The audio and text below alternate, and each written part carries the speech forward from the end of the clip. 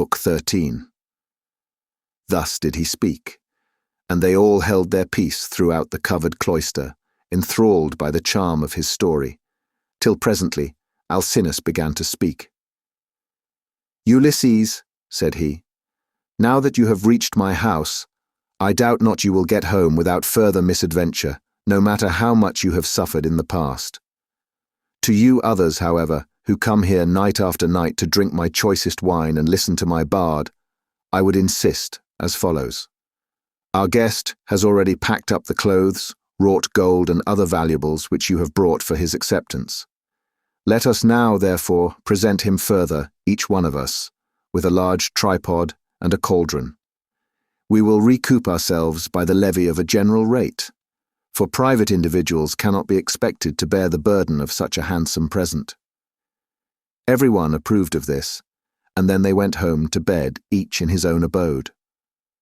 When the child of morning, rosy-fingered Dawn, appeared, they hurried down to the ship and brought their cauldrons with them. Alcinous went on board and saw everything so securely stowed under the ship's benches that nothing could break adrift and injure the rowers. Then they went to the house of Alcinous to get dinner, and he sacrificed a bull for them in honor of Jupiter, who is the Lord of all. They set the steaks to grill and made an excellent dinner, after which the inspired bard Demodocus, who was a favorite with everyone, sang to them, but Ulysses kept on turning his eyes towards the sun, as though to hasten his setting, for he was longing to be on his way. As one who has been all day ploughing a fallow field with a couple of oxen keeps thinking about his supper and is glad when night comes that he may go and get it, for it is all his legs can do to carry him, even so did Ulysses rejoice when the sun went down, and he at once said to the Phaeacians, addressing himself more particularly to King Alcinous, "Sir, and all of you, farewell. Make your drink offerings and send me on my way rejoicing, for you have fulfilled my heart's desire by giving me an escort and making me presents, which heaven grant that I may turn to good account. May I find my admirable wife living in peace among friends, and may you whom I leave behind me give satisfaction to your wives and children. May heaven vouchsafe you every good grace, and may no evil thing come among your people." Thus did he speak. His hearers, all of them, approved his saying, and agreed that he should have his escort inasmuch as he had spoken reasonably. Alcinous therefore said to his servant, "Pontonous, mix some wine and hand it round to everybody, that we may offer a prayer to Father Jupiter and speed our guest upon his way." Pontonous mixed the wine and handed it to everyone in turn. The others, each from his own seat, made a drink offering to the blessed gods that live in heaven. But Ulysses rose and placed the double cup in the hands of Queen Arete. "Farewell, Queen," said he. "Henceforward and forever, till age and death, the common lot of mankind, lay their hands upon you. I now take my leave. Be happy in this house with your children, your people, and with King Alcinous." As he spoke, he crossed the threshold, and Alcinous sent a man to conduct him to his ship and to the seashore. Arete also sent some maidservants with him, one with a clean shirt and cloak, another to carry his strongbox, and a third with corn and wine. When they got to the waterside, the crew took these things and put them on board, with all the meat and drink. But for Ulysses, they spread a rug and a linen sheet on deck, that he might sleep soundly in the stern of the ship. Then he too went on board, and lay down without a word. But the crew took every man his place, and loosed the hawser from the pierced stone to which it had been bound. Thereon, when they began rowing out to sea, Ulysses fell into a deep, sweet, and almost death-like slumber. The ship bounded forward on her way as a four-in-hand chariot flies over the course when the horses feel the whip. Her prow curvetted as it were the neck of a stallion, and a great wave of dark blue water seethed in her wake. She held steadily on her course, and even a falcon, swiftest of all birds, could not have kept pace with her. Thus then, she cut her way through the water, carrying one who was as cunning as the gods, but who was now sleeping peacefully, forgetful of all that he had suffered, both on the field of battle and by the waves of the weary sea. When the bright star that heralds the approach of dawn began to show, the ship drew near to land. Now there is in Ithaca a haven of the old merman Phaeacians, which lies between 2 points that break the line of the sea and shut the harbour in. These shelter it from the storms of wind and sea that rage outside, so that, when once within it, a ship may lie without being even moored. At the head of this harbour there is a large olive tree, and at no great distance a fine overarching cavern sacred to the nymphs who are called naiads. There are mixing bowls within it, and wine jars of stone, and the bees hive there. Moreover, there are great looms of stone on which the nymphs weave their robes of sea purple, very curious to see, and at all times there is water within it. It has 2 entrances, one facing north, by which mortals can go down into the cave, while the other comes from the south and is more mysterious. Mortals cannot possibly get in by it. It is the way taken by the gods. Into this harbour, then, they took their ship, for they knew the place. She had so much way upon her that she ran half her own length onto the shore. When, however, they had landed, the first thing they did was to lift Ulysses with his rug and linen sheet out of the ship, and lay him down upon the sand, still fast asleep. Then they took out the presents which Minerva had persuaded the Phaeacians to give him, when he was setting out on his voyage homewards. They put these all together by the root of the olive tree, away from the road, for fear some passer-by might come and steal them before Ulysses awoke, and then they made the best of their way home again. But Neptune did not forget the threats with which he had already threatened Ulysses, so he took counsel with Jupiter. "Father Jupiter," said he, "I shall no longer be held in any sort of respect among you gods if mortals like the Phaeacians, who are my own flesh and blood, show such small regard for me. I said I would let Ulysses get home when he had suffered sufficiently. I did not say that he should never get home at all, for I knew you had already nodded your head about it and promised that he should do so. But now they have brought him in a ship fast asleep, and have landed him in Ithaca, after loading him with more magnificent presents of bronze, gold, and raiment than he would ever have brought back from Troy, if he had had his share of the spoil and got home without misadventure." And Jove answered, "What, O Lord of the earthquake, are you talking about? The gods are by no means wanting in respect for you. It would be monstrous were they to insult one so old and honoured as you are. As regards mortals, however, if any of them is indulging in insolence and treating you disrespectfully, it will always rest with yourself to deal with him as you may think proper. So do just as you please." "I should have done so at once," replied Neptune, "if I were not anxious to avoid anything that might displease you.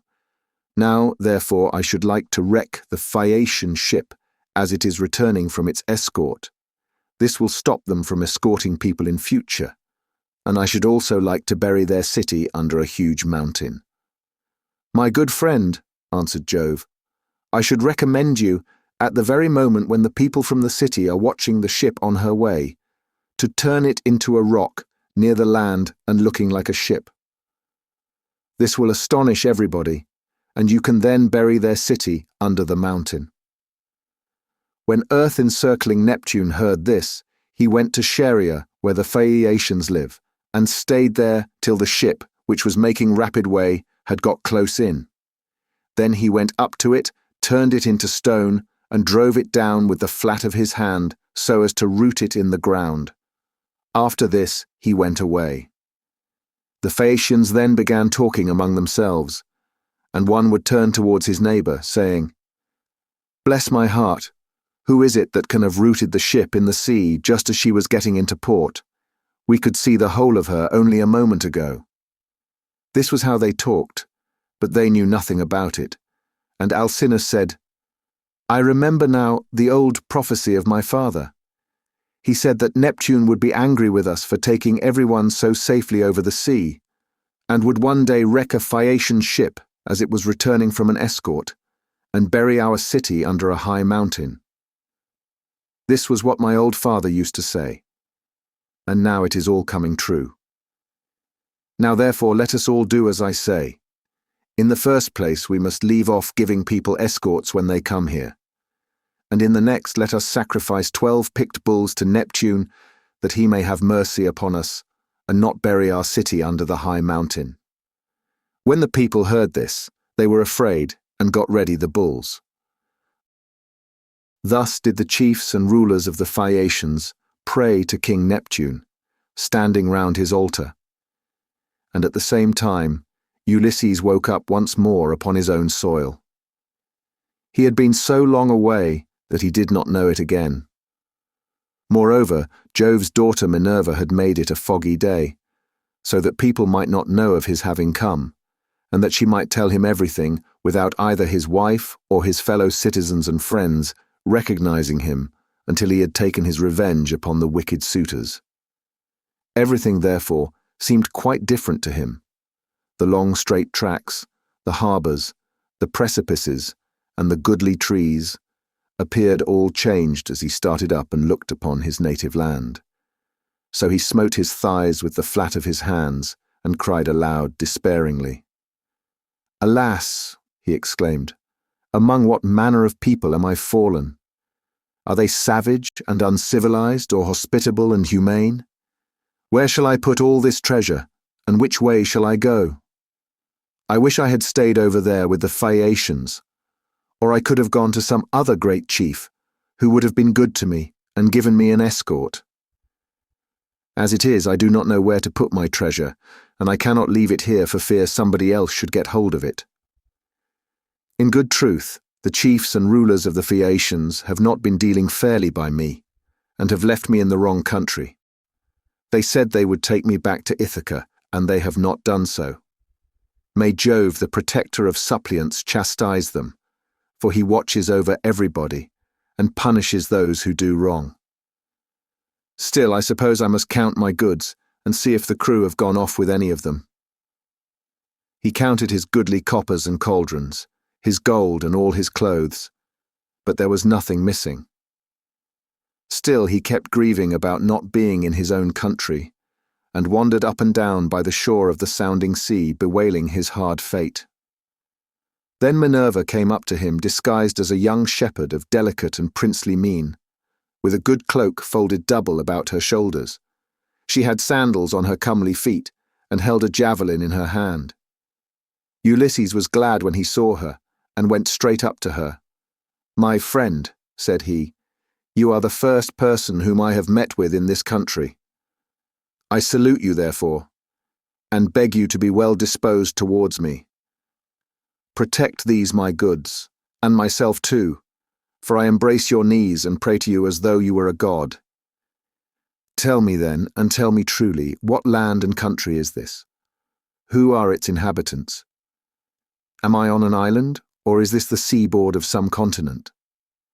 Minerva answered, "Stranger, you must be very simple, or must have come from somewhere a long way off, not to know what country this is. It is a very celebrated place, and everybody knows it east and west. It is rugged, and not a good driving country, but it is by no means a bad island for what there is of it. It grows any quantity of corn and also wine, for it is watered both by rain and dew. It breeds cattle also and goats. All kinds of timber grow here, and there are watering places where the water never runs dry. So, sir, the name of Ithaca is known even as far as Troy, which I understand to be a long way off from this Achaean country." Ulysses was glad at finding himself, as Minerva told him, in his own country, and he began to answer, but he did not speak the truth, and made up a lying story in the instinctive wiliness of his heart. "I heard of Ithaca," said he, "when I was in Crete beyond the seas, and now it seems I have reached it with all these treasures. I have left as much more behind me for my children, but am flying because I killed Orsilochus, son of Eumaeus, the fleetest runner in Crete. I killed him because he wanted to rob me of the spoils I had got from Troy with so much trouble and danger, both on the field of battle and by the waves of the weary sea. He said I had not served his father loyally at Troy as vassal, but had set myself up as an independent ruler.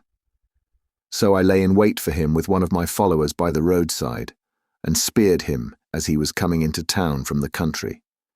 It was a very dark night and nobody saw us.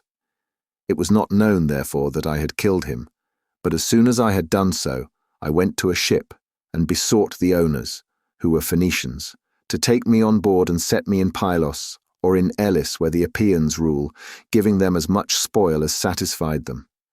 They meant no guile, but the wind drove them off their course, and we sailed on till we came hither by night. It was all we could do to get inside the harbour, and none of us said a word about supper, though we wanted it badly. But we all went on shore and lay down just as we were. I was very tired, and fell asleep directly. So they took my goods out of the ship and placed them beside me, where I was lying upon the sand. Then they sailed away to Sidonia, and I was left here in great distress of mind. Such was his story, but Minerva smiled and caressed him with her hand. Then she took the form of a woman, fair, stately, and wise. "He must be indeed a shifty lying fellow," said she, "who could surpass you in all manner of craft, even though you had a god for your antagonist. Daredevil that you are, full of guile, unwearying in deceit, can you not drop your tricks and your instinctive falsehood, even now that you are in your own country again? We will say no more, however, about this, for we can both of us deceive upon occasion. You are the most accomplished counsellor and orator among all mankind, while I, for diplomacy and subtlety, have no equal among the gods. Did you not know Jove's daughter Minerva, me, who have been ever with you, who kept watch over you in all your troubles, and who made the Phaeacians take so great a liking to you? And now again, I am come here to talk things over with you, and help you to hide the treasure I made the Phaeacians give you. I want to tell you about the troubles that await you in your own house. You have got to face them, but tell no one, neither man nor woman, that you have come home again. Bear everything, and put up with every man's insolence without a word." And Ulysses answered, "A man, goddess, may know a great deal, but you are so constantly changing your appearance that when he meets you it is a hard matter for him to know whether it is you or not. This much, however, I know exceedingly well. You were very kind to me as long as we Achaeans were fighting before Troy, but from the day on which we went on board ship after having sacked the city of Priam, and heaven dispersed us. From that day, Minerva, I saw no more of you, and cannot ever remember your coming to my ship to help me in a difficulty. I had to wander on sick and sorry till the gods delivered me from evil, and I reached the city of the Phaeacians, where you encouraged me and took me into the town. And now, I beseech you in your father's name, tell me the truth, for I do not believe I am really back in Ithaca. I am in some other country, and you are mocking me and deceiving me in all you have been saying. Tell me then truly, have I really got back to my own country?" "You are always taking something of that sort in your head," replied Minerva, "and that is why I cannot desert you in your afflictions. You are so plausible, shrewd, and shifty. Anyone but yourself on returning from so long a voyage would at once have gone home to see his wife and children. But you do not seem to care about asking after them or hearing any news about them, till you have exploited your wife, who remains at home vainly grieving for you, and having no peace night or day for the tears she sheds on your behalf. As for my not coming near you, I was never uneasy about you, for I was certain you would get back safely, though you would lose all your men. And I did not wish to quarrel with my uncle Neptune, who never forgave you for having blinded his son. I will now, however, point out to you the lie of the land, and you will then perhaps believe me. This is the haven of the old merman Phorcys, and here is the olive tree that grows at the head of it. Near it is the cave sacred to the Naiads. Here too is the overarching cavern, in which you have offered many an acceptable hecatomb to the nymphs, and this is the wooded mountain Neritum." As she spoke, the goddess dispersed the mist and the land appeared. Then Ulysses rejoiced at finding himself again in his own land, and kissed the bounteous soil. He lifted up his hands and prayed to the nymphs, saying, "Naiad nymphs, daughters of Jove, I made sure that I was never again to see you. Now therefore I greet you with all loving salutations, and I will bring you offerings as in the old days, if Jove's redoubtable daughter will grant me life, and bring my son to manhood. Take heart and do not trouble yourself about that, rejoined Minerva. Let us rather set about stowing your things at once in the cave, where they will be quite safe. Let us see how we can best manage it all. Therewith she went down into the cave to look for the safest hiding places, while Ulysses brought up all the treasure of gold, bronze, and good clothing which the Phaeacians had given him. They stowed everything carefully away, and Minerva set a stone against the door of the cave. Then the two sat down by the root of the great olive and consulted how to compass the destruction of the wicked suitors. Ulysses, said Minerva, noble son of Laertes, think how you can lay hands on these disreputable people who have been lording it in your house these 3 years, courting your wife and making wedding presents to her, while she does nothing but lament your absence, giving hope and sending encouraging messages to every one of them, but meaning the very opposite of all she says. And Ulysses answered, In good truth, goddess, it seems I should have come to much the same bad end in my own house as Agamemnon did, if you had not given me such timely information. Advise me how I shall best avenge myself. Stand by my side, and put your courage into my heart, as on the day when we loosed Troy's fair diadem from her brow. Help me now as you did then, and I will fight 300 men, if you, goddess, will be with me. Trust me for that, said she. I will not lose sight of you when once we set about it, and I imagine that some of those who are devouring your substance will then bespatter the pavement with their blood and brains. I will begin by disguising you so that no human being shall know you. I will cover your body with wrinkles. You shall lose all your yellow hair. I will clothe you in a garment that shall fill all who see it with loathing. I will blear your fine eyes for you, and make you an unseemly object in the sight of the suitors, of your wife, and of the son whom you left behind you. Then go at once to the swineherd who is in charge of your pigs. He has been always well affected towards you, and is devoted to Penelope and your son. You will find him feeding his pigs near the rock that is called Raven, by the fountain Arethusa, where they are fattening on beech mast and spring water after their manner. Stay with him and find out how things are going, while I proceed to Sparta and see your son, who is with Menelaus at Lacedaemon, where he has gone to try and find out whether you are still alive. But why, said Ulysses, did you not tell him? For you knew all about it. Did you want him too to go sailing about amid all kinds of hardship, while others are eating up his estate? Minerva answered, Never mind about him. I sent him that he might be well spoken of for having gone. He is in no sort of difficulty, but is staying quite comfortably with Menelaus, and is surrounded with abundance of every kind. The suitors have put out to sea, and are lying in wait for him, for they mean to kill him before he can get home. I do not much think they will succeed, but rather that some of those who are now eating up your estate will first find a grave themselves. As she spoke, Minerva touched him with her wand, and covered him with wrinkles, took away all his yellow hair, and withered the flesh over his whole body. She bleared his eyes, which were naturally very fine ones. She changed his clothes, and threw an old rag of a wrap about him, and a tunic, tattered, filthy, and begrimed with smoke. She also gave him an undressed deerskin as an outer garment, and furnished him with a staff and a wallet all in holes, with a twisted thong for him to sling it over his shoulder. When the pair had thus laid their plans, they parted, and the goddess went straight to Lacedaemon to fetch Telemachus. Book 14.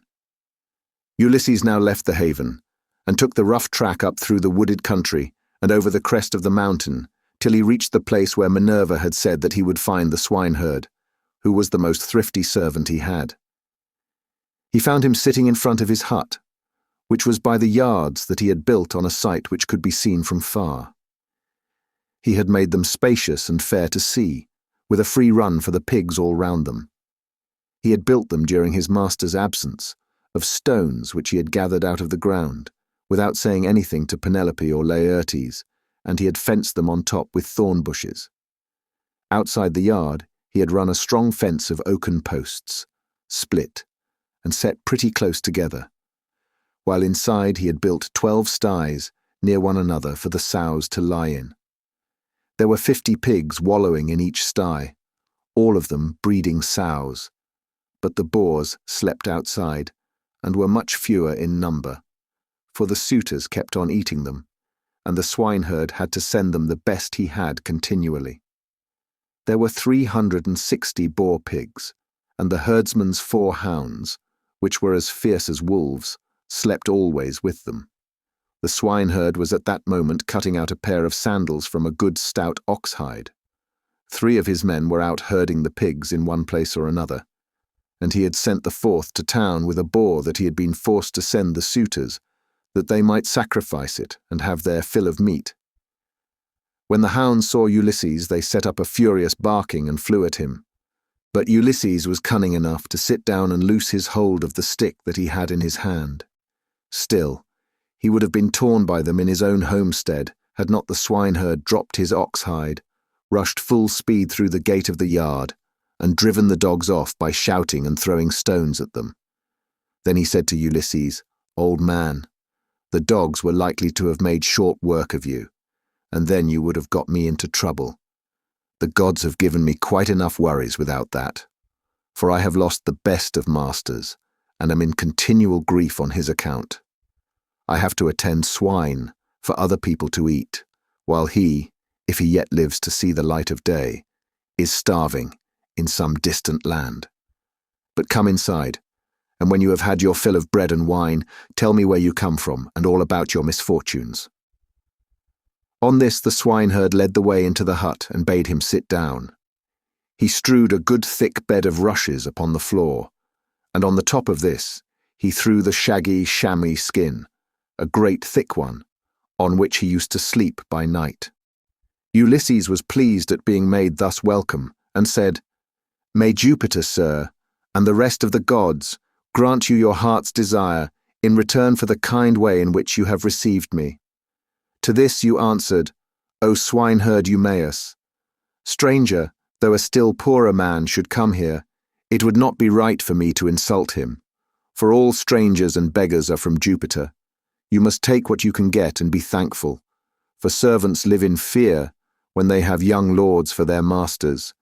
And this is my misfortune now, for heaven has hindered the return of him who would have been always good to me, and given me something of my own, a house, a piece of land, a good-looking wife, and all else that a liberal master allows a servant who has worked hard for him, and whose labour the gods have prospered as they have mine in the situation which I hold. If my master had grown old here, he would have done great things by me, but he is gone, and I wish that Helen's whole race were utterly destroyed, for she has been the death of many a good man. It was this matter that took my master to Ilus, the land of noble steeds, to fight the Trojans in the cause of King Agamemnon." As he spoke, he bound his girdle round him and went to the sties where the young sucking pigs were penned. He picked out 2, which he brought back with him, and sacrificed. He singed them, cut them up, and spitted them. When the meat was cooked, he brought it all in, and set it before Ulysses, hot and still on the spit, whereon Ulysses sprinkled it over with white barley meal. The swineherd then mixed wine in a bowl of ivy wood, and taking a seat opposite Ulysses, told him to begin. "Fall to, stranger," said he, "on a dish of servant's pork. The fat pigs have to go to the suitors, who eat them up without shame or scruple. But the blessed gods love not such shameful doings, and respect those who do what is lawful and right, even the fierce freebooters who go raiding on other people's land, and Jupiter gives them their spoil. Even they, when they have filled their ships and got home again, live conscience-stricken and look fearfully for judgment. But some god seems to have told these people that Ulysses is dead and gone. They will not therefore go back to their own homes and make their offers of marriage in the usual way, but waste his estate by force, without fear or stint. Not a day or night comes out of heaven, But they sacrifice not one victim, nor two only, and they take the run of his wine, for he was exceedingly rich. No other great man either in Ithaca or on the mainland is as rich as he was. He had as much as 20 men put together. I will tell you what he had. There are 12 herds of cattle upon the mainland, and as many flocks of sheep. There are also 12 droves of pigs, while his own men and hired strangers feed him 12 widely spreading herds of goats. Here in Ithaca he runs even large flocks of goats on the far end of the island, and they are in the charge of excellent goat herds.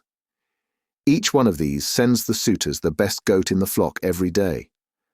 As for myself, I am in charge of the pigs that you see here, and I have to keep picking out the best I have and sending it to them." This was his story, but Ulysses went on eating and drinking ravenously without a word, brooding his revenge. When he had eaten enough and was satisfied, the swineherd took the bowl, from which he usually drank, filled it with wine, and gave it to Ulysses, who was pleased, and said as he took it in his hands, "My friend, who was this master of yours that bought you and paid for you, so rich and so powerful as you tell me? You say he perished in the cause of King Agamemnon. Tell me who he was, in case I may have met with such a person. Jupiter and the other gods know, but I may be able to give you news of him, for I have travelled much." Eumaeus answered, "Old man, no traveller who comes here with news will get Ulysses' wife and son to believe his story. Nevertheless, tramps in want of a lodging keep coming with their mouths full of lies, and not a word of truth. Everyone who finds his way to Ithaca goes to my mistress and tells her falsehoods, whereon she takes them in, makes much of them, and asks them all manner of questions, crying all the time as women will when they have lost their husbands. And you too, old man, for a shirt and a cloak would doubtless make up a very pretty story. But the wolves and birds of prey have long since torn Ulysses to pieces, or the fishes of the sea have eaten him, and his bones are lying buried deep in sand upon some foreign shore. He is dead and gone, and a bad business it is for all his friends, for me especially.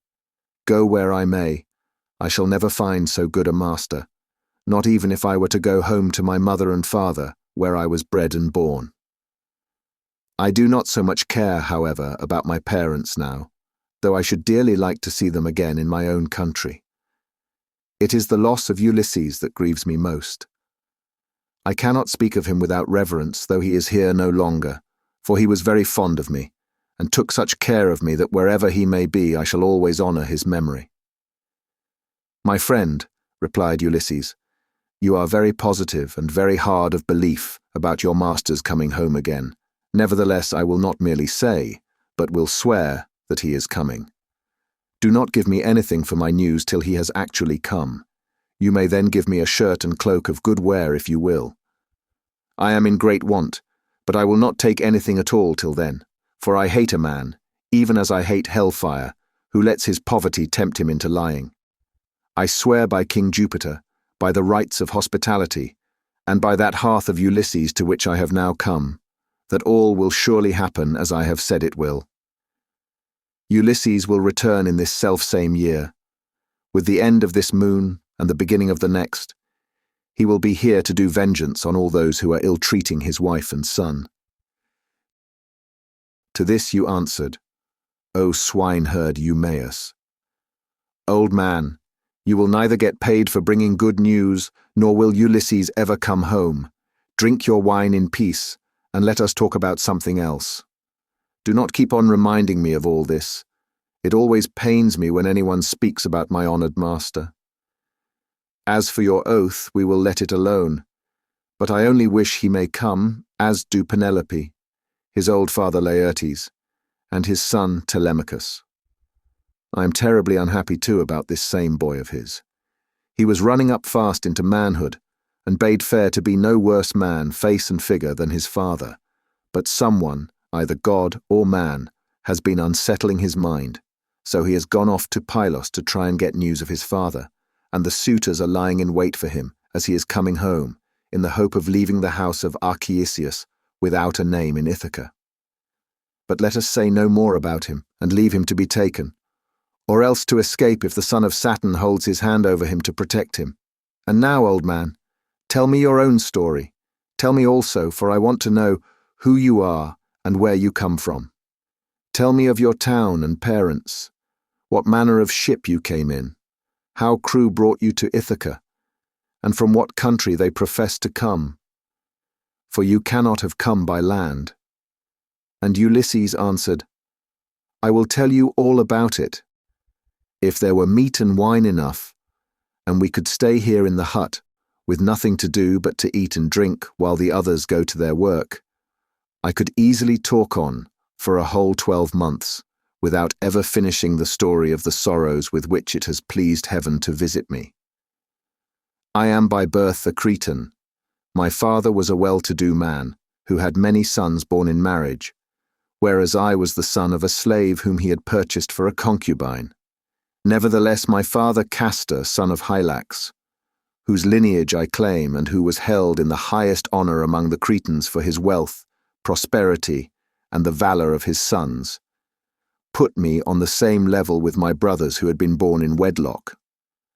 When, however, death took him to the house of Hades, his sons divided his estate and cast lots for their shares, but to me they gave a holding and little else. Nevertheless, my valor enabled me to marry into a rich family, for I was not given to bragging or shirking on the field of battle. It is all over now. Still, if you look at the straw you can see what the ear was, for I have had trouble enough and to spare. Mars and Minerva made me doughty in war. When I had picked my men to surprise the enemy with an ambuscade, I never gave death so much as a thought, but was the first to leap forward and spear all whom I could overtake. Such was I in battle, but I did not care about farm work, nor the frugal home life of those who would bring up children. My delight was in ships, fighting, javelins and arrows, things that most men shudder to think of. But one man likes one thing and another, and this was what I was most naturally inclined to. Before the Achaeans went to Troy, 9 times was I in command of men and ships on foreign service, and I amassed much wealth. I had my pick of the spoil in the first instance, and much more was allotted to me later on. My house grew apace, and I became a great man among the Cretans. But when Jove counselled that terrible expedition in which so many perished, the people required me and Eumaeus to lead their ships to Troy, and there was no way out of it, for they insisted on our doing so. There we fought for 9 whole years, but in the 10th we sacked the city of Priam, and sailed home again as heaven dispersed us. Then it was that Jove devised evil against me. I spent but 1 month happily with my children, wife, and property, and then I conceived the idea of making a descent on Egypt. So I fitted out a fine fleet and manned it. I had 9 ships, and the people flocked to fill them. For 6 days I and my men made feast, and I found them many victims both for sacrifice to the gods and for themselves. But on the 7th day we went on board and set sail from Crete, with a fair north wind behind us, though we were going down a river. Nothing went ill with any of our ships, and we had no sickness on board, but sat where we were and let the ships go as the wind and steersman took them. On the 5th day, we reached the river Aegyptus. There I stationed my ships in the river, bidding my men stay by them and keep guard over them, while I sent out scouts to reconnoiter from every point of vantage.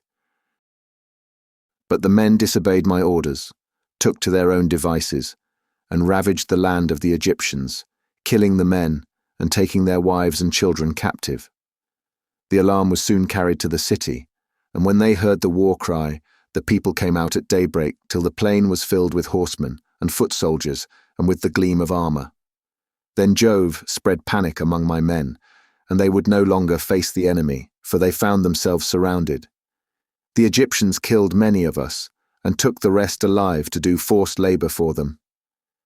Jove, however, put it in my mind to do thus, and I wish I had died then and there in Egypt instead, for there was much sorrow in store for me. I took off my helmet and shield, and dropped my spear from my hand.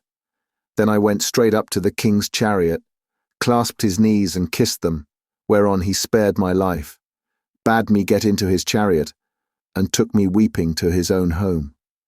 Many made at me with their ashen spears, and tried to kill me in their fury, but the king protected me, for he feared the wrath of Jove, the protector of strangers, who punishes those who do evil. I stayed there for 7 years, and got together much money among the Egyptians, for they all gave me something. But when it was now going on for 8 years, there came a certain Phaeacian, a cunning rascal, who had already committed all sorts of villainy. And this man talked me over into going with him to Phoenicia, where his house and his possessions lay. I stayed there for a whole 12 months. But at the end of that time, when months and days had gone by till the same season had come round again, he set me on board a ship bound for Libya, on a pretence that I was to take a cargo along with him to that place, but really that he might sell me as a slave and take the money I fetched. I suspected his intention, but went on board with him, for I could not help it. The ship ran before a fresh north wind till we had reached the sea that lies between Crete and Libya. There, however, Jove counselled their destruction, for as soon as we were well out from Crete and could see nothing but sea and sky, he raised a black cloud over our ship, and the sea grew dark beneath it. Then Jove let fly with his thunderbolts, and the ship went round and was filled with fire and brimstone, as the lightning struck it. The men fell all into the sea. They were carried about in the water round the ship, looking like so many seagulls.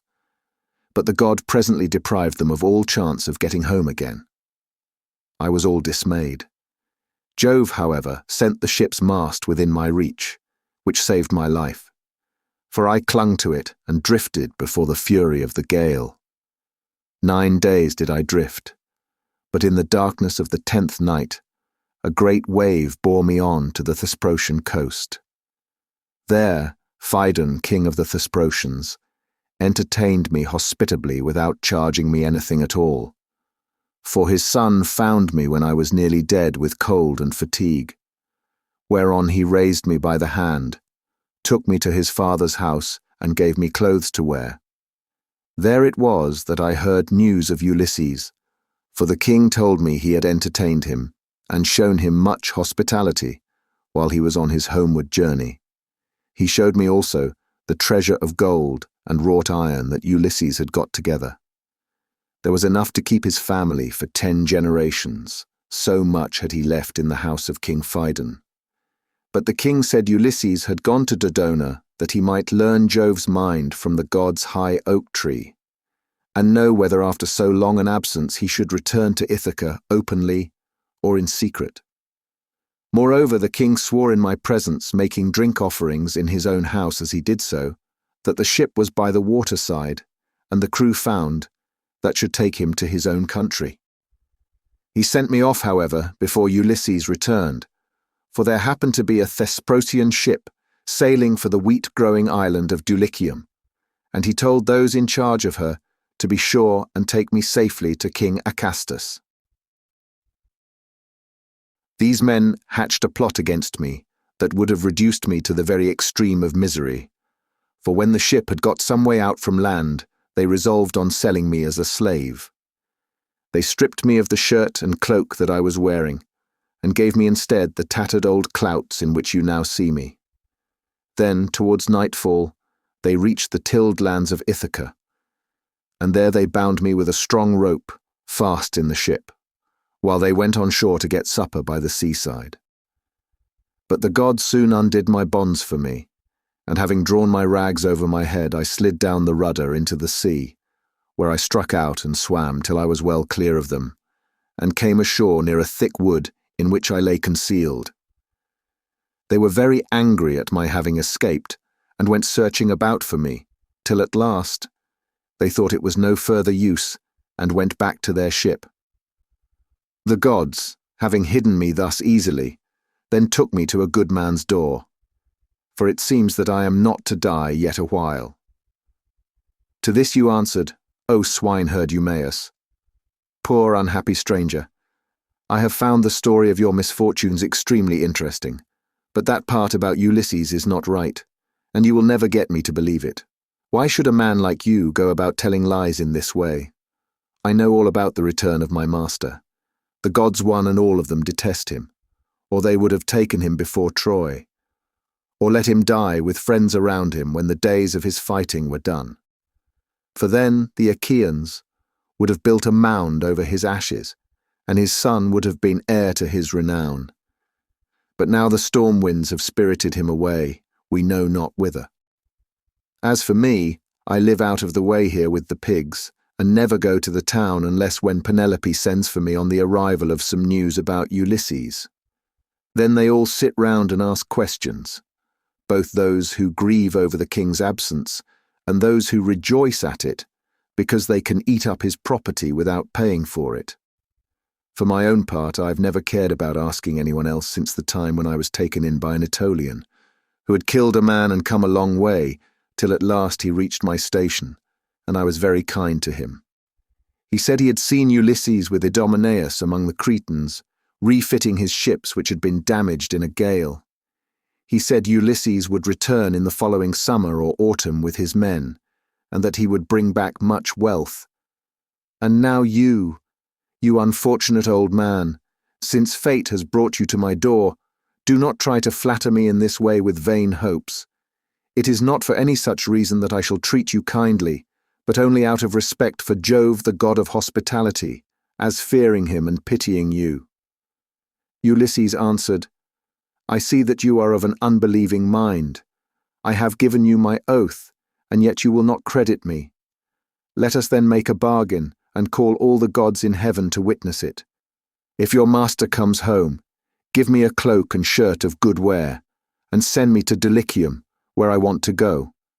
But if he does not come as I say he will, set your men onto me, and tell them to throw me from yonder precipice, as a warning to tramps not to go about the country telling lies. And a pretty figure I should cut then, replied Eumaeus, both now and hereafter, if I were to kill you after receiving you into my hut and showing you hospitality. I should have to say my prayers in good earnest if I did. But it is just supper time, and I hope my men will come in directly, that we may cook something savoury for supper. Thus did they converse, and presently the swineherds came up with the pigs, which were then shut up for the night in their sties, and a tremendous squealing they made as they were being driven into them.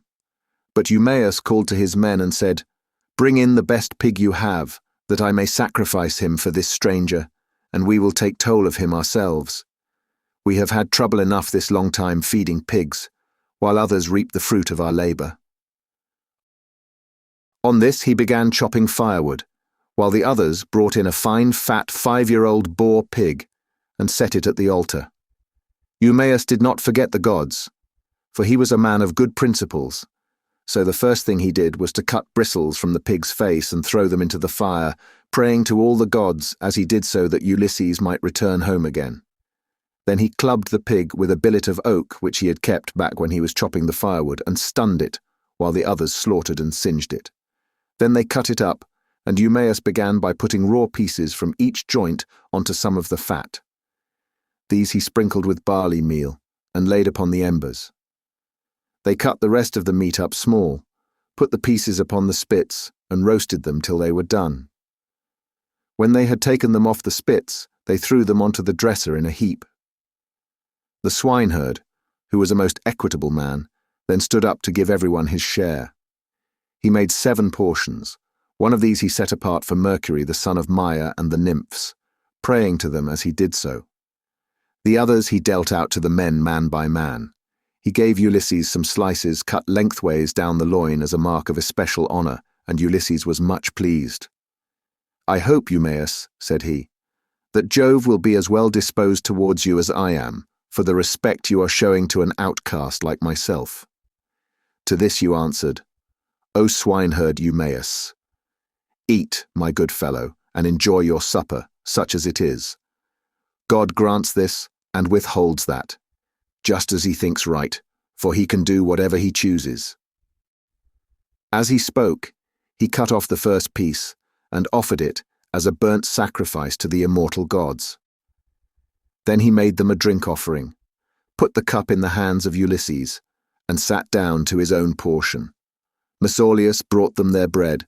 The swineherd had brought this man on his own account from among the Taphians during his master's absence, and had paid for him with his own money without saying anything either to his mistress or Laertes. They then laid their hands upon the good things that were before them, and when they had had enough to eat and drink, Mesaulius took away what was left of the bread, and they all went to bed after having made a hearty supper. Now the night came on stormy and very dark, for there was no moon. It poured without ceasing, and the wind blew strong from the west, which is a wet quarter. So Ulysses thought he would see whether Eumaeus, in the excellent care he took of him, would take off his own cloak and give it him, or make one of his men give him one. "Listen to me," said he, "Eumaeus and the rest of you. When I have said a prayer, I will tell you something. It is the wine that makes me talk in this way. Wine will make even a wise man fall to singing. It will make him chuckle and dance and say many a word that he had better leave unspoken. Still, as I have begun, I will go on. Would that I were still young and strong as when we got up an ambuscade before Troy. Menelaus and Ulysses were the leaders, but I was in command also, for the other two would have it so. When we had come up to the wall of the city, we crouched down beneath our armor, and lay there under cover of the reeds and thick brushwood that grew about the swamp. It came on to freeze with a north wind blowing. The snow fell small and fine like hoarfrost, and our shields were coated thick with rime. The others had all got cloaks and shirts and slept comfortably enough with their shields about their shoulders, but I had carelessly left my cloak behind me, not thinking that I should be too cold, and had gone off in nothing but my shirt and shield. When the night was 2/3 through and the stars had shifted their places, I nudged Ulysses, who was close to me, with my elbow, and he at once gave me his ear. "Ulysses," said I, "this cold will be the death of me, for I have no cloak.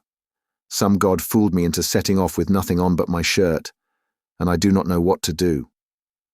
Ulysses, who was as crafty as he was valiant, hit upon the following plan. "Keep still," said he in a low voice, "or the others will hear you." Then he raised his head on his elbow. "My friends," said he, "I have had a dream from heaven in my sleep. We are a long way from the ships. I wish someone would go down and tell Agamemnon to send us up more men at once." On this, Thoas son of Andraemon threw off his cloak and set out running to the ships, whereon I took the cloak and lay in it comfortably enough till morning.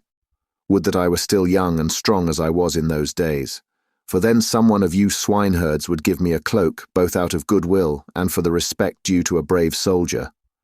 But now people look down upon me because my clothes are shabby.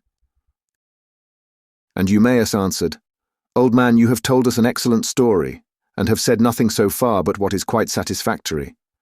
For the present, therefore, you shall want neither clothing nor anything else that a stranger in distress may reasonably expect. But tomorrow morning you have to shake your own old rags about your body again, for we have not many spare cloaks nor shirts up here, but every man has only one. When Ulysses' son comes home again, he will give you both cloak and shirt, and send you wherever you may want to go." With this he got up and made a bed for Ulysses by throwing some goatskins and sheepskins on the ground in front of the fire.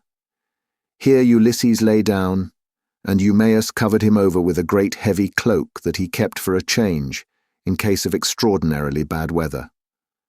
Thus did Ulysses sleep, and the young men slept beside him. But the swineherd did not like sleeping away from his pigs, so he got ready to go outside, and Ulysses was glad to see that he looked after his property during his master's absence. First, he slung his sword over his brawny shoulders and put on a thick cloak to keep out the wind.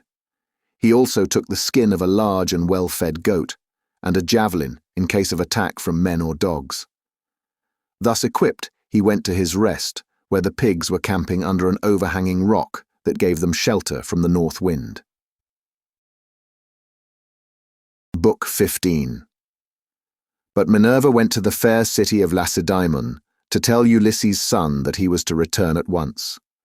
She found him and Pisistratus sleeping in the forecourt of Menelaus's house. Pisistratus was fast asleep, but Telemachus could get no rest all night for thinking of his unhappy father, so Minerva went close up to him and said, "Telemachus, you should not remain so far away from home any longer, nor leave your property with such dangerous people in your house. They will eat up everything you have among them, and you will have been on a fool's errand. Ask Menelaus to send you home at once if you wish to find your excellent mother still there when you get back. Her father and brothers are already urging her to marry Eurymachus, who has given her more than any of the others, and has been greatly increasing his wedding presents. I hope nothing valuable may have been taken from the house in spite of you. But you know what women are. They always want to do the best they can for the man who marries them, and never give another thought to the children of their first husband, nor to their father either, when he is dead and done with. Go home, therefore, and put everything in charge of the most respectable woman servant that you have, until it shall please heaven to send you a wife of your own. Let me tell you also of another matter which you had better attend to. The chief men among the suitors are lying in wait for you in the strait between Ithaca and Samos, and they mean to kill you before you can reach home. I do not much think they will succeed. It is more likely that some of those who are now eating up your property will find a grave themselves. Sail night and day, and keep your ship well away from the islands. The God who watches over you and protects you will send you a fair wind. As soon as you get to Ithaca, send your ship and men onto the town, but yourself go straight to the swineherd who has charge of your pigs. He is well disposed towards you. Stay with him, therefore, for the night, and then send him to Penelope to tell her that you have got back safe from Pylos." Then she went back to Olympus, but Telemachus stirred Pisistratus with his heel to rouse him, and said, "Wake up, Pisistratus, and yoke the horses to the chariot, for we must set off home." But Pisistratus said, "No matter what hurry we are in, we cannot drive in the dark. It will be morning soon. Wait till Menelaus has brought his presents and put them in the chariot for us, and let him say goodbye to us in the usual way. So long as he lives, a guest should never forget a host who has shown him kindness." As he spoke, day began to break, and Menelaus, who had already risen, leaving Helen in bed, came towards them. When Telemachus saw him, he put on his shirt as fast as he could, threw a great cloak over his shoulders, and went out to meet him. "Menelaus," said he, "let me go back now to my own country, for I want to get home." And Menelaus answered, "Telemachus, if you insist on going, I will not detain you. I do not like to see a host either too fond of his guest or too rude to him. Moderation is best in all things, and not letting a man go when he wants to do so is as bad as telling him to go if he would like to stay. One should treat a guest well as long as he is in the house, and speed him when he wants to leave it.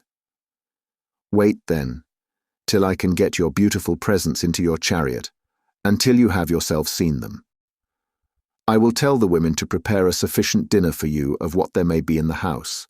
It will be at once more proper and cheaper for you to get your dinner before setting out on such a long journey.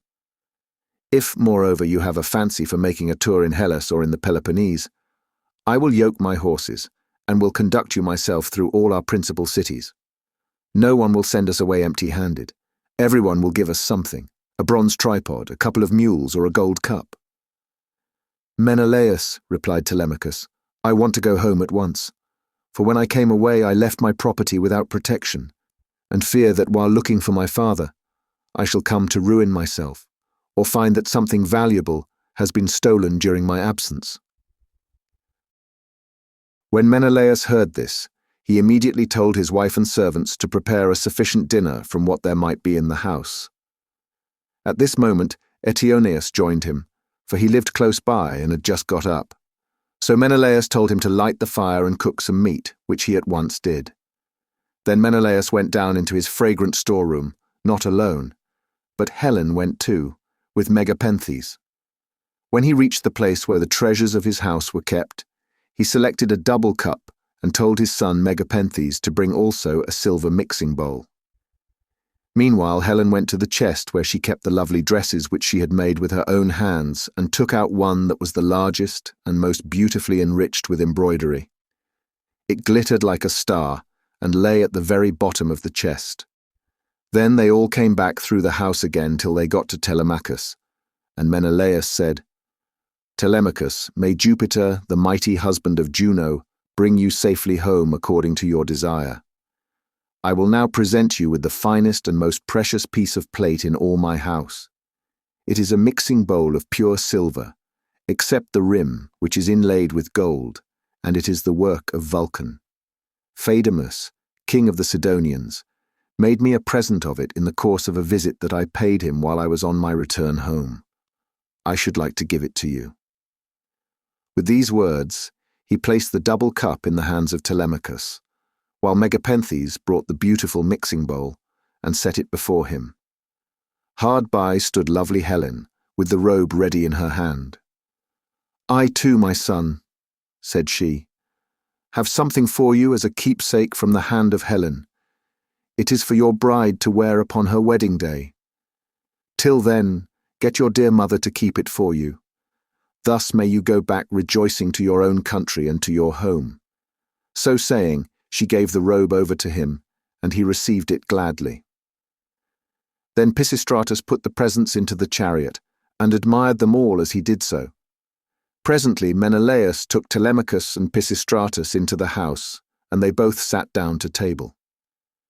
A maidservant brought them water in a beautiful golden ewer, and poured it into a silver basin for them to wash their hands, and she drew a clean table beside them. An upper servant brought them bread, and offered them many good things of what there was in the house. Eumaeus carved the meat, and gave them each their portions, while Megapenthes poured out the wine. Then they laid their hands upon the good things that were before them. But as soon as they had had enough to eat and drink, Telemachus and Pisistratus yoked the horses and took their places in the chariot. They drove out through the inner gateway and under the echoing gatehouse of the outer court, and Menelaus came after them with a golden goblet of wine in his right hand, that they might make a drink offering before they set out. He stood in front of the horses and pledged them, saying, "Farewell to both of you. See that you tell Nestor how I have treated you, for he was as kind to me as any father could be while we Achaeans were fighting before Troy." "We will be sure, sir," answered Telemachus, "to tell him everything as soon as we see him. I wish I were as certain of finding Ulysses returned when I get back to Ithaca, that I might tell him of the very great kindness you have shown me, and of the many beautiful presents I am taking with me." As he was thus speaking, a bird flew on his right hand, an eagle with a great white goose in its talons, which it had carried off from the farmyard, and all the men and women were running after it and shouting. It came quite close up to them, and flew away on their right hands in front of the horses. When they saw it, they were glad, and their hearts took comfort within them, whereon Pisistratus said, "Tell me, Menelaus, has heaven sent this omen for us, or for you?" Menelaus was thinking what would be the most proper answer for him to make, but Helen was too quick for him and said, "I will read this matter as heaven has put it in my heart, and as I doubt not that it will come to pass. The eagle came from the mountain where it was bred, and has its nest, and in like manner Ulysses, after having travelled far and suffered much, will return to take his revenge, if indeed he is not back already and hatching mischief for the suitors." "May Jupiter so grant it," replied Telemachus. "If it should prove to be so, I will make vows to you as though you were a god, even when I am at home." As he spoke, he lashed his horses and they started off at full speed through the town towards the open country. They swayed the yoke upon their necks and travelled the whole day long till the sun set and darkness was over all the land. Then they reached Pherai, where Diocles lived, who was son of Ortilochus, the son of Alpheus. There they passed the night and were treated hospitably. When the child of morning, rosy-fingered dawn, appeared, they again yoked their horses and their places in the chariot. They drove out through the inner gateway and under the echoing gatehouse of the outer court. Then Pisistratus lashed his horses on, and they flew forward nothing loath. Ere long they came to Pylos, and then Telemachus said, "Pisistratus, I hope you will promise to do what I am going to ask you. You know our fathers were old friends before us. Moreover, we are both of an age, and this journey has brought us together still more closely. Do not, therefore, take me past my ship, but leave me there, for if I go to your father's house, he will try to keep me in the warmth of his good will towards me, and I must go home at once." Pisistratus thought how he should do as he was asked, and in the end he deemed it best to turn his horses towards the ship, and put Menelaus's beautiful presents of gold and raiment in the stern of the vessel. Then he said, "Go on board at once, and tell your men to do so also, before I can reach home to tell my father. I know how obstinate he is, and am sure he will not let you go. He will come down here to fetch you, and he will not go back without you. But he will be very angry." With this, he drove his goodly steeds back to the city of the Phaeacians, and soon reached his home. But Telemachus called the men together and gave his orders. "Now, my men," said he, "get everything in order on board the ship, and let us set out home." Thus did he speak, and they went on board even as he had said. But as Telemachus was thus busied, praying also, and sacrificing to Minerva in the ship's stern, there came to him a man from a distant country, a seer, who was flying from Argos because he had killed a man. He was descended from Melampus, who used to live in Pylos, the land of sheep. He was rich and owned a great house, but he was driven into exile by the great and powerful king Neleus. Neleus seized his goods and held them for a whole year, during which he was a close prisoner in the house of King Phaeacians, and in much distress of mind, both on account of the daughter of Neleus and because he was haunted by a great sorrow that dread Erinis had laid upon him. In the end, however, he escaped with his life, drove the cattle from Phylace to Pylos, avenged the wrong that had been done him, and gave the daughter of Neleus to his brother. Then he left the country and went to Argos, where it was ordained that he should reign over much people.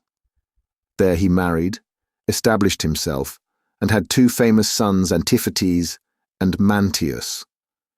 Antiphates became father of Oicleus, and Oicleus of Amphiaraus, who was dearly loved both by Jupiter and by Apollo. But he did not live to old age, for he was killed in Thebes by reason of a woman's gifts. His sons were Alcmaeon and Amphilochus. Mantius, the other son of Melampus, was father to Polyphaeades and Cleitus.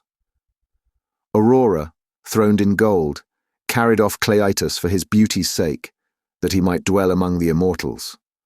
But Apollo made Polyphaeades the greatest seer in the whole world, now that Amphiaraus was dead.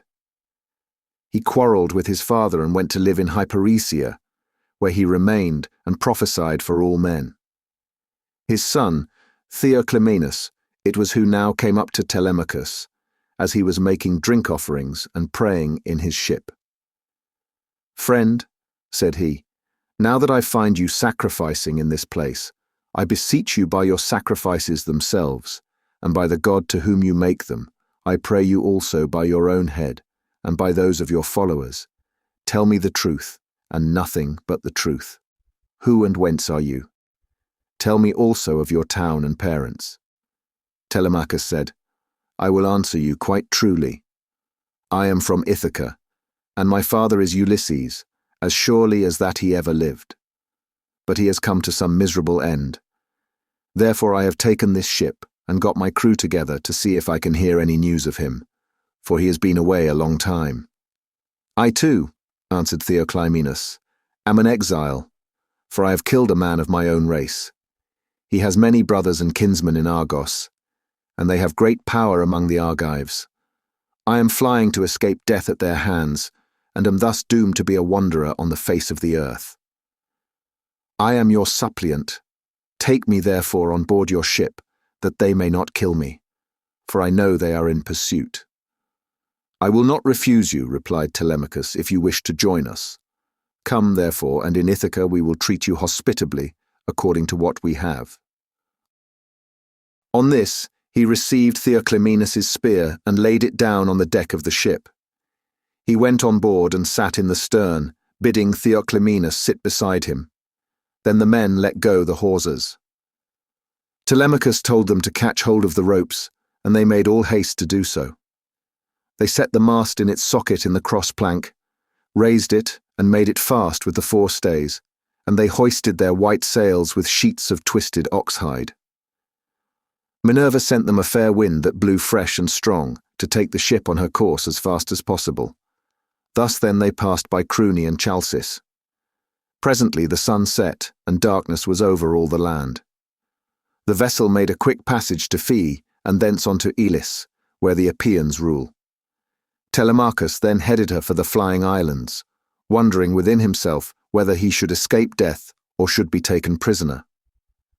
Meanwhile, Ulysses and the swineherd were eating their supper in the hut, and the men supped with them. As soon as they had had to eat and drink, Ulysses began trying to prove the swineherd and see whether he would continue to treat him kindly, and ask him to stay on at the station or pack him off to the city. So he said, "Eumaeus and all of you, tomorrow I want to go away and begin begging about the town, so as to be no more trouble to you or to your men. Give me your advice, therefore, and let me have a good guide to go with me and show me the way. I will go the round of the city begging, as I needs must, to see if anyone will give me a drink and a piece of bread. I should like also to go to the house of Ulysses, and bring news of her husband to Queen Penelope. I could then go about among the suitors and see if out of all their abundance they will give me a dinner. I should soon make them an excellent servant in all sorts of ways. Listen and believe when I tell you that by the blessing of Mercury, who gives grace and good name to the works of all men, there is no one living who would make a more handy servant than I should, to put fresh wood on the fire, chop fuel, carve, cook, pour out wine, and do all those services that poor men have to do for their betters." The swineherd was very much disturbed when he heard this. "Heaven help me," he exclaimed. "Whatever can have put such a notion as that into your head? If you go near the suitors, you will be undone to a certainty, for their pride and insolence reach the very heavens. They would never think of taking a man like you for a servant. Their servants are all young men, well dressed, wearing good cloaks and shirts, with well-looking faces and their hair always tidy. The tables are kept quite clean, and are loaded with bread, meat, and wine. Stay where you are then. You are not in anybody's way. I do not mind your being here. No more do any of the others. And when Telemachus comes home, he will give you a shirt and cloak, and will send you wherever you want to go." Ulysses answered, "I hope you may be as dear to the gods as you are to me, for having saved me from going about and getting into trouble. There is nothing worse than being always on the tramp. Still, when men have once got low down in the world, they will go through a great deal on behalf of their miserable bellies. Since, however, you press me to stay here and await the return of Telemachus, tell me about Ulysses' mother, and his father whom he left on the threshold of old age when he set out for Troy. Are they still living, or are they already dead, and in the house of Hades?" "I will tell you all about them," replied Eumaeus. "Laertes is still living, and prays heaven to let him depart peacefully in his own house, for he is terribly distressed about the absence of his son, and also about the death of his wife, which grieved him greatly, and aged him more than anything else did. She came to an unhappy end through sorrow for her son. May no friend or neighbor who has dealt kindly by me come to such an end as she did. As long as she was still living, though she was always grieving, I used to like seeing her and asking her how she did, for she brought me up along with her daughter Ctimene, the youngest of her children. We were boy and girl together, and she made little difference between us. When, however, we both grew up, they sent Ctimene to Same and received a splendid dowry for her. As for me, my mistress gave me a good shirt and cloak with a pair of sandals for my feet and sent me off into the country, but she was just as fond of me as ever. This is all over now. Still, it has pleased heaven to prosper my work in the situation which I now hold. I have enough to eat and drink, and can find something for any respectable stranger who comes here. But there is no getting a kind word or deed out of my mistress, for the house has fallen into the hands of wicked people. Servants want sometimes to see their mistress and have a talk with her. They like to have something to eat and drink at the house, and something too to take back with them into the country. This is what will keep servants in a good humor." Ulysses answered, "Then you must have been a very little fellow, Eumaeus, when you were taken so far away from your home and parents. Tell me, and tell me true, was the city in which your father and mother lived sacked and pillaged? Or did some enemies carry you off when you were alone tending sheep or cattle, ship you off here, and sell you for whatever your master gave them?" "Stranger," replied Eumaeus, "as regards your question, sit still, make yourself comfortable, drink your wine, and listen to me. The nights are now at their longest. There is plenty of time both for sleeping and sitting up talking together. You ought not to go to bed till bedtime. Too much sleep is as bad as too little. If any one of the others wishes to go to bed, let him leave us and do so. He can then take my master's pigs out when he has done breakfast in the morning. We too will sit here eating and drinking in the hut, and telling one another stories about our misfortunes. For when a man has suffered much and been buffeted about in the world, he takes pleasure in recalling the memory of sorrows that have long gone by. As regards your question, then, my tale is as follows. You may have heard of an island called Cirrha that lies over above Ortygia, where the land begins to turn round and look in another direction.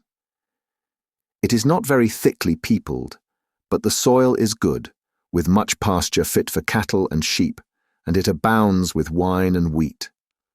Dearth never comes there, nor are the people plagued by any sickness, but when they grow old, Apollo comes with Diana and kills them with his painless shafts. It contains 2 communities, and the whole country is divided between these 2. My father Odysseus, son of Eumaeus, a man comparable to the gods, reigned over both. Now to this place there came some cunning traders from Phoenicia, for the Phoenicians are great mariners, in a ship which they had freighted with gewgaws of all kinds. There happened to be a Phoenician woman in my father's house, very tall and comely, and an excellent servant. These scoundrels got hold of her one day when she was washing near their ship, seduced her, and cajoled her in ways that no woman can resist, no matter how good she may be by nature. The man who had seduced her asked her who she was and where she came from, and on this she told him her father's name. "I come from Sidon," said she, "and am daughter to Arybas, a man rolling in wealth. One day as I was coming into the town from the country, some Taphian pirates seized me and took me here over the sea, where they sold me to the man who owns this house, and he gave them their price for me." The man who had seduced her then said, "Would you like to come along with us to see the house of your parents and your parents themselves? They are both alive and are said to be well off." "I will do so gladly," answered she, "if you men will first swear me a solemn oath that you will do me no harm by the way." They all swore as she told them, and when they had completed their oath the woman said, "Hush, and if any of your men meets me in the street or at the well, do not let him speak to me, for fear someone should go and tell my master, in which case he would suspect something. He would put me in prison, and would have all of you murdered. Keep your own counsel, therefore. Buy your merchandise as fast as you can, and send me word when you have done loading. I will bring as much gold as I can lay my hands on, and there is something else also that I can do towards paying my fare. I am nurse to the son of the good man of the house, a funny little fellow just able to run about. I will carry him off in your ship, and you will get a great deal of money for him if you take him and sell him in foreign parts." On this, she went back to the house. The Phoenicians stayed a whole year till they had loaded their ship with much precious merchandise, and then, when they had got freight enough, they sent to tell the woman. Their messenger, a very cunning fellow, came to my father's house, bringing a necklace of gold with amber beads strung among it, and while my mother and the servants had it in their hands, admiring it and bargaining about it, he made a sign quietly to the woman, and then went back to the ship, whereon she took me by the hand and led me out of the house. In the forepart of the house she saw the tables set with the cups of guests who had been feasting with my father, as being in attendance on him. These were now all gone to a meeting of the public assembly, so she snatched up 3 cups and carried them off in the bosom of her dress, while I followed her, for I knew no better.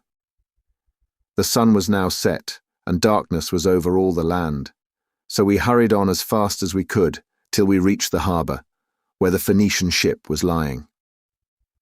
When they had got on board, they sailed their ways over the sea, taking us with them. And Jupiter sent then a fair wind. 6 days did we sail both night and day, but on the 7th day Diana struck the woman, and she fell heavily down into the ship's hold, as though she were a seagull alighting on the water. So they threw her overboard to the seals and fishes, and I was left all sorrowful and alone. Presently the winds and waves took the ship to Ithaca, where Laertes gave sundry of his chattels for me, and thus it was that ever I came to set eyes upon this country. Ulysses answered, Eumaeus, I have heard the story of your misfortunes with the most lively interest and pity, but Jupiter has given you good as well as evil, for in spite of everything you have a good master, who sees that you always have enough to eat and drink, and you lead a good life, whereas I am still going about begging my way from city to city. Thus did they converse, and they had only a very little time left for sleep, for it was soon daybreak. In the meantime Telemachus and his crew were nearing land, so they loosed the sails, took down the mast, and rowed the ship into the harbour.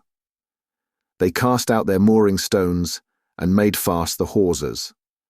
They then got out upon the seashore, mixed their wine, and got dinner ready.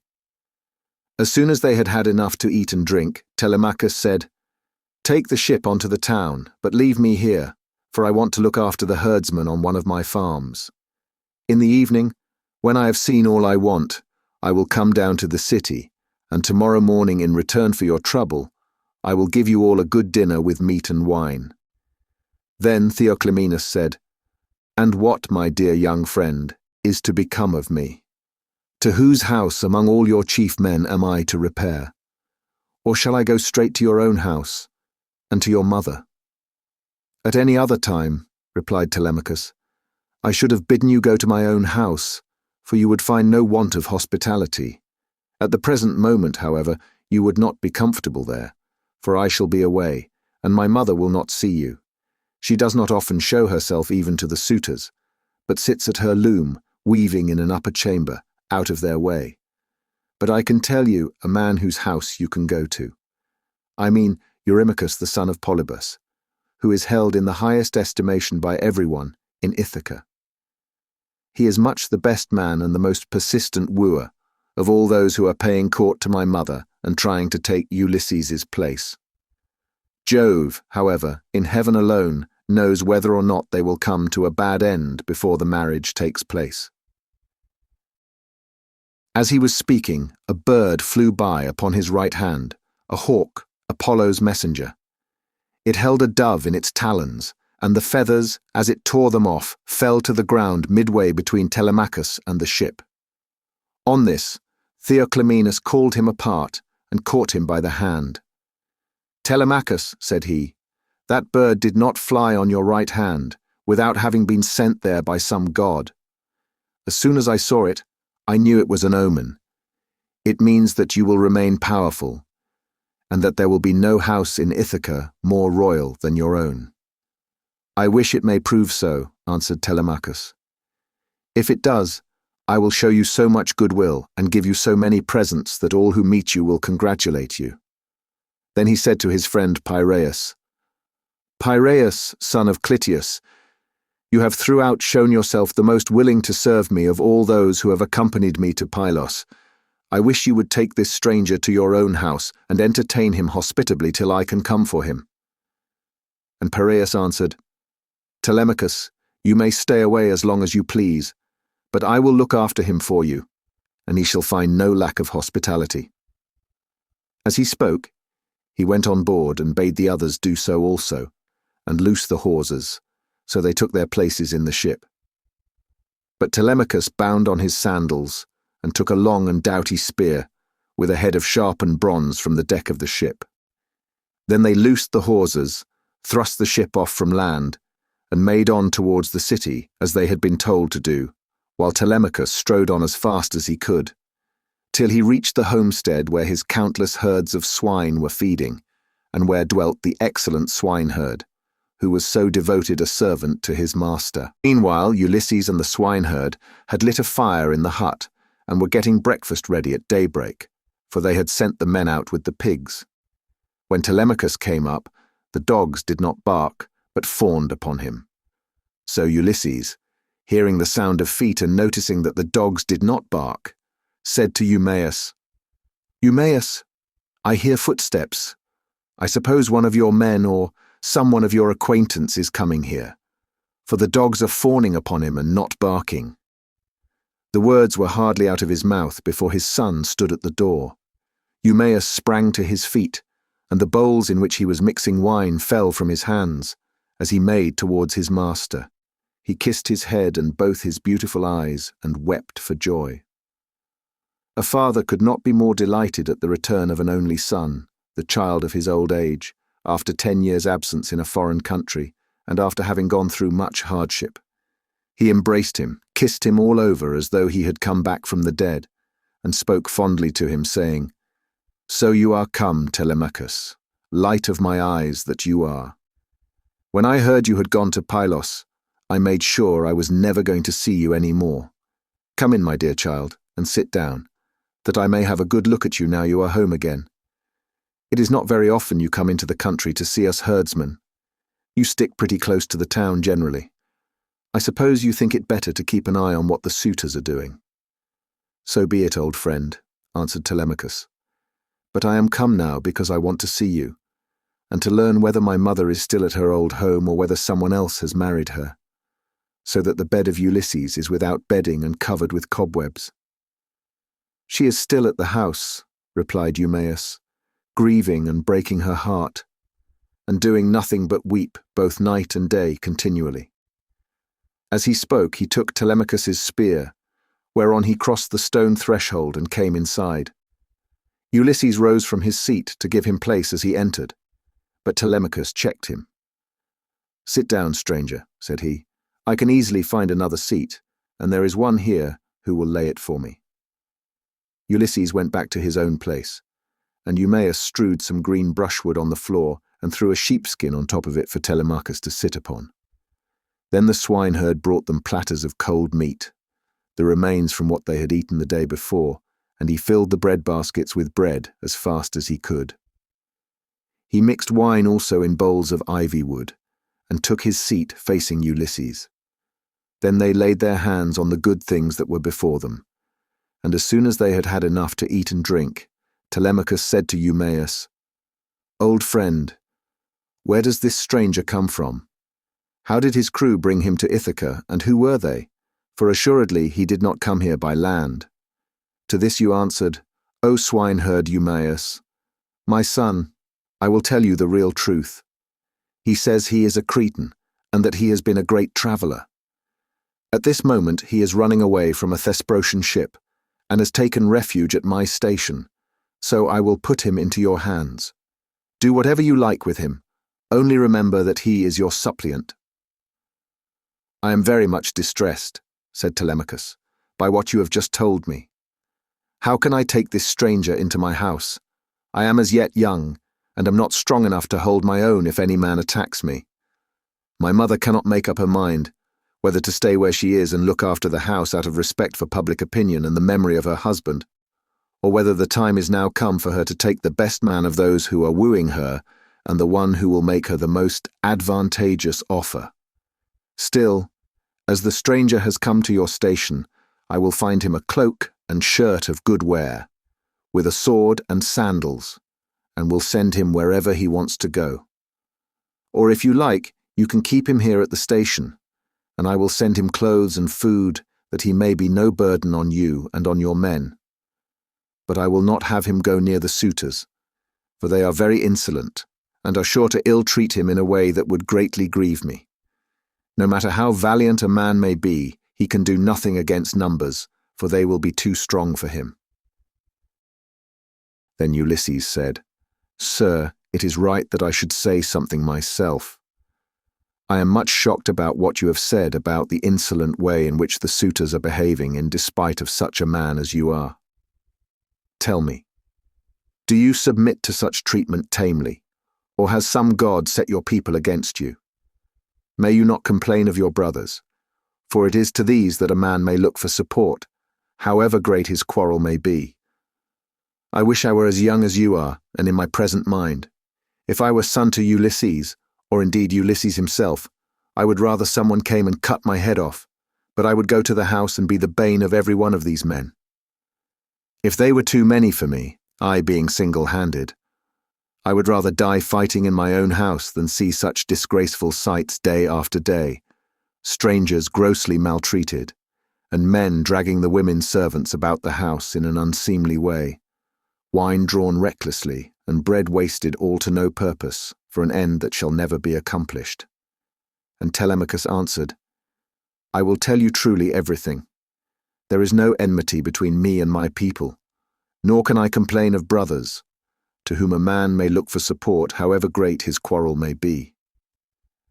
Jupiter has made us a race of only sons. Laertes was the only son of Arceisius, and Ulysses only son of Laertes. I am myself the only son of Ulysses who left me behind him when he went away, so that I have never been of any use to him. Hence it comes that my house is in the hands of numberless marauders, for the chiefs from all the neighbouring islands, Dulichium, Same, Zacynthus, as also all the principal men of Ithaca itself, are eating up my house under the pretext of paying court to my mother, who will neither say point blank that she will not marry, nor yet bring matters to an end. So they are making havoc of my estate, and before long will do so with myself into the bargain. The issue, however, rests with heaven. But do you, old friend Eumaeus, go at once and tell Penelope that I am safe and have returned from Pylos. Tell it to herself alone, and then come back here, without letting anyone else know, for there are many who are plotting mischief against me." "I understand and heed you," replied Eumaeus. "You need instruct me no further. Only as I am going that way, say whether I had not better let poor Laertes know that you are returned. He used to superintend the work on his farm in spite of his bitter sorrow about Ulysses, and he would eat and drink at will, along with his servants.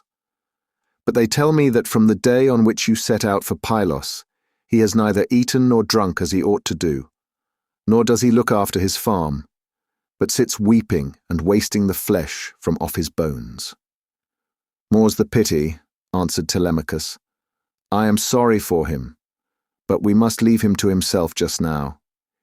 If people could have everything their own way, the first thing I should choose would be the return of my father. But go and give your message. Then make haste back again, and do not turn out of your way to tell Laertes. Tell my mother to send one of her women secretly with the news at once, and let him hear it from her." Thus did he urge the swineherd. Eumaeus therefore took his sandals, bound them to his feet, and started for the town.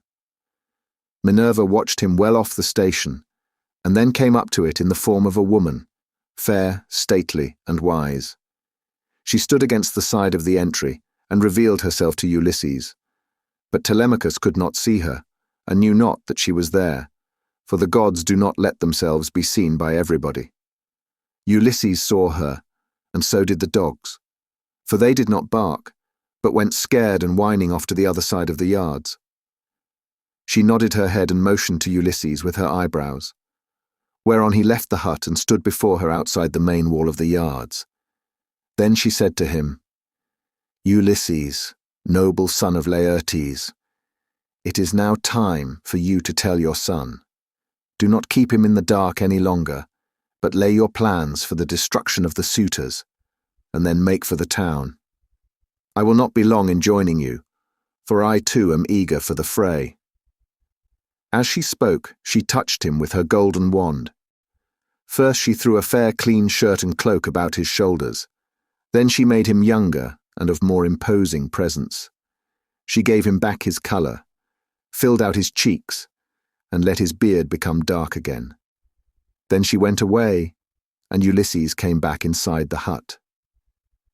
His son was astounded when he saw him, and turned his eyes away, for fear he might be looking upon a god. "Stranger," said he, "how suddenly you have changed from what you were a moment or two ago. You are dressed differently, and your colour is not the same. Are you someone or other of the gods that live in heaven? If so, be propitious to me, till I can make you due sacrifice and offerings of wrought gold. Have mercy upon me." And Ulysses said, "I am no god. Why should you take me for one? I am your father, on whose account you grieve and suffer so much at the hands of lawless men." As he spoke, he kissed his son, and a tear fell from his cheek onto the ground, for he had restrained all tears till now. But Telemachus could not yet believe that it was his father, and said, "You are not my father, but some god is flattering me with vain hopes that I may grieve the more hereafter. No mortal man could of himself contrive to do as you have been doing, and make yourself old and young at a moment's notice, unless a god were with him. A second ago you were old and all in rags, and now you are like some god come down from heaven." Ulysses answered, "Telemachus, you ought not to be so immeasurably astonished at my being really here. There is no other Ulysses who will come hereafter. Such as I am, it is I, who after long wandering and much hardship have got home in the 20th year to my own country. What you wonder at is the work of the redoubtable goddess Minerva, who does with me whatever she will, for she can do what she pleases. At one moment she makes me like a beggar, and the next I am a young man with good clothes on my back. It is an easy matter for the gods who live in heaven to make any man look either rich or poor."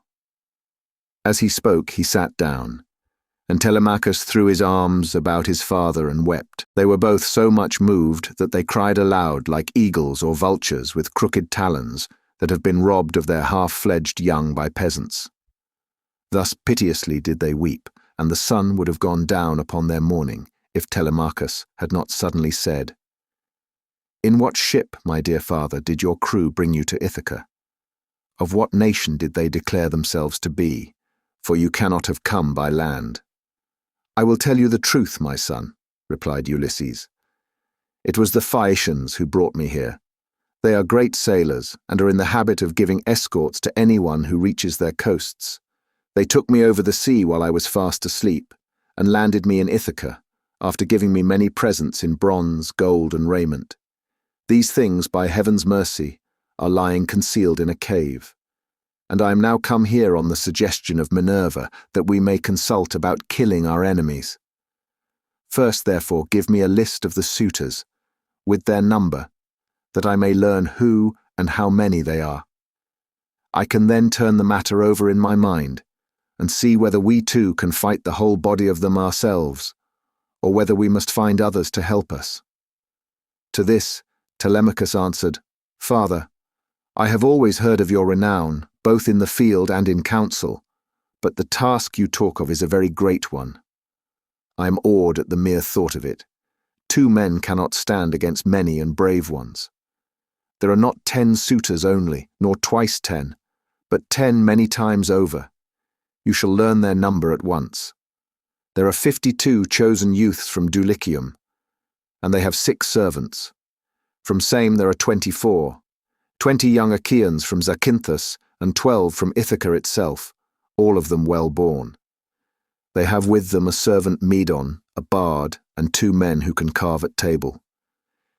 If we face such numbers as this, you may have bitter cause to rue your coming, and your revenge. See whether you cannot think of someone who would be willing to come and help us." "Listen to me," replied Ulysses, "and think whether Minerva and her father Jupiter may seem sufficient, or whether I am to try and find someone else as well." "Those whom you have named," answered Telemachus, "are a couple of good allies, For though they dwell high up among the clouds, they have power over both gods and men. These two, continued Ulysses, will not keep long out of the fray when the suitors and we join fight in my house. Now therefore, return home early tomorrow morning, and go about among the suitors as before. Later on the swineherd will bring me to the city disguised as a miserable old beggar. If you see them ill-treating me, steel your heart against my sufferings, even though they drag me feet foremost out of the house or throw things at me. Look on and do nothing beyond gently trying to make them behave more reasonably. But they will not listen to you, for the day of their reckoning is at hand. Furthermore I say, and lay my saying to your heart, when Minerva shall put it in my mind, I will nod my head to you. And on seeing me do this, you must collect all the armor that is in the house, and hide it in the strong storeroom. Make some excuse when the suitors ask you why you are removing it. Say that you have taken it to be out of the way of the smoke, inasmuch as it is no longer what it was when Ulysses went away, but has become soiled and begrimed with soot. Add to this more particularly that you are afraid Jupiter may set them on to quarrel over their wine, and that they may do each other some harm which may disgrace both banquet and wooing, for the sight of arms sometimes tempts people to use them. But leave a sword and a spear apiece for yourself and me, and a couple of ox-hide shields, so that we can snatch them up at any moment. Jupiter and Minerva will then soon quiet these people. There is also another matter. If you are indeed my son, and my blood runs in your veins, let no one know that Ulysses is within the house, neither Laertes, nor yet the swineherd, nor any of the servants, nor even Penelope herself. Let you and me exploit the women alone, and let us also make trial of some other of the men's servants, to see who is on our side and whose hand is against us. Father, replied Telemachus, you will come to know me by and by, and when you do, you will find that I can keep your counsel. I do not think, however, the plan you propose will turn out well for either of us. Think it over. It will take us a long time to go the round of the farms and exploit the men, and all the time the suitors will be wasting your estate with impunity and without compunction. Prove the women by all means to see who are disloyal and who guiltless, but I am not in favor of going round and trying the men. We can attend to that later on if you really have some sign from Jupiter that he will support you. Thus did they converse, and meanwhile the ship which had brought Telemachus and his crew from Pylos had reached the town of Ithaca. When they had come inside the harbour, they drew the ship onto the land. Their servants came and took their armour from them, and they left all the presents at the house of Clytius. Then they sent a servant to tell Penelope that Telemachus had gone into the country, but had sent the ship to the town to prevent her from being alarmed and made unhappy. This servant and Eumaeus happened to meet when they were both on the same errand of going to tell Penelope. When they reached the house, the servant stood up and said to the queen in the presence of the waiting women, "Your son, madam, is now returned from Pylos." But Eumaeus went close up to Penelope and said privately all that her son had bidden him tell her. When he had given his message, he left the house with its outbuildings and went back to his pigs again. The suitors were surprised and angry at what had happened, so they went outside the great wall that ran round the outer court and held a council near the main entrance. Eurymachus, son of Polybus, was the first to speak. "My friends," said he, "this voyage of Telemachus's is a very serious matter. We had made sure that it would come to nothing. Now, however, let us draw a ship into the water, and get a crew together to send after the others and tell them to come back as fast as they can." He had hardly done speaking when Amphinomus turned in his place and saw the ship inside the harbour, with the crew lowering her sails and putting by their oars. So he laughed and said to the others, "We need not send them any message, for they are here. Some god must have told them, or else they saw the ship go by and could not overtake her." On this they rose and went to the waterside. The crew then drew the ship on shore, their servants took their armour from them, and they went up in a body to the place of assembly. But they would not let anyone old or young sit along with them, and Antinous, son of Eupeithes, spoke first. "Good heavens," said he, "see how the gods have saved this man from destruction. We kept a succession of scouts upon the headlands all day long, and when the sun was down, we never went on shore to sleep, but waited in the ship all night till morning in the hope of capturing and killing him. But some god has conveyed him home in spite of us. Let us consider how we can make an end of him. He must not escape us. Our affair is never likely to come off while he is alive, for he is very shrewd, and public feeling is by no means all on our side. We must make haste before he can call the Achaeans in assembly. He will lose no time in doing so, for he will be furious with us, and will tell all the world how we plotted to kill him, but failed to take him. The people will not like this when they come to know of it. We must see that they do us no hurt, nor drive us from our own country into exile. Let us try and lay hold of him, either on his farm away from the town, or on the road hither.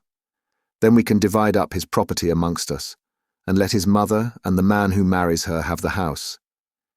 If this does not please you, and you wish Telemachus to live on and hold his father's property, then we must not gather here and eat up his goods in this way, but must make our offers to Penelope each from his own house, and she can marry the man who will give the most for her, and whose lot it is to win her." They all held their peace until Amphinomus rose to speak. He was the son of Nisus, who was son to King Odysseus, and he was foremost among all the suitors from the wheat-growing and well-grassed island of Dulichium.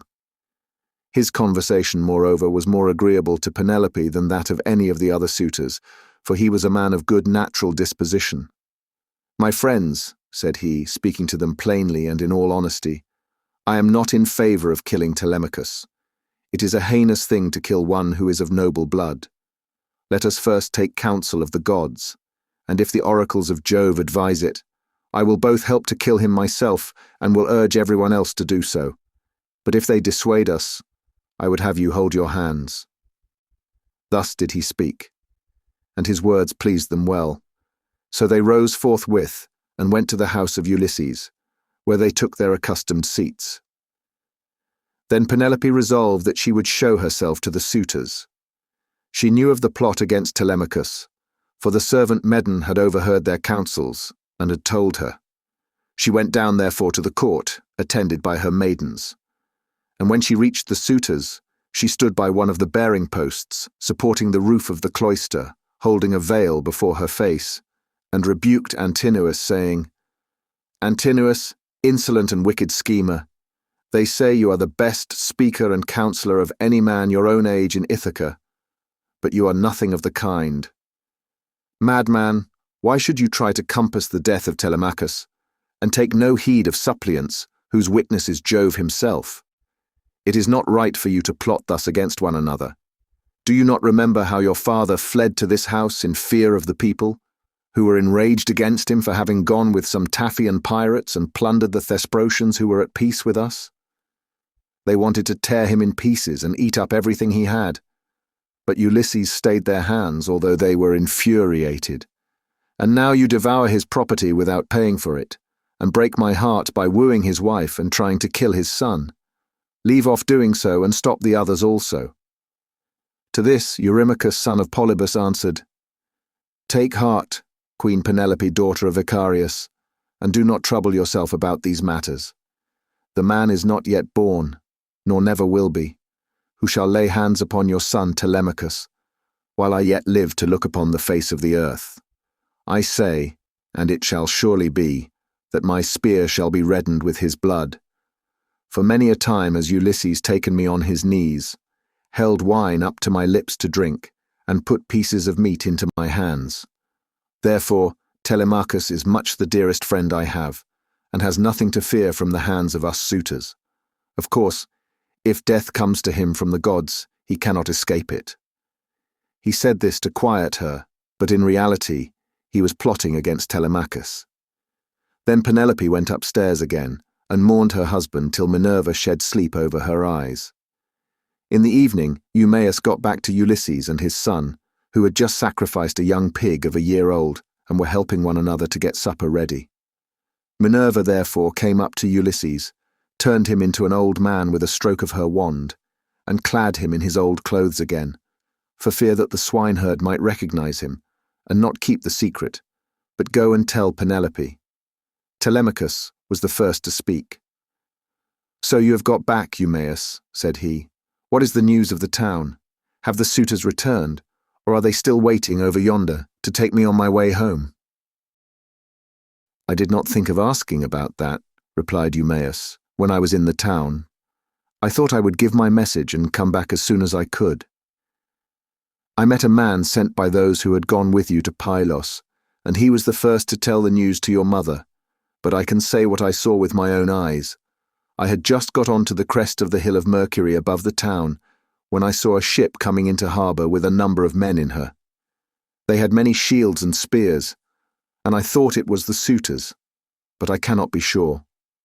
On hearing this, Telemachus smiled to his father, but so that Eumaeus could not see him.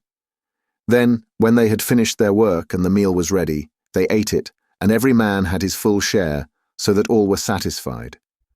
As soon as they had had enough to eat and drink, they lay down to rest and enjoyed the boon of sleep.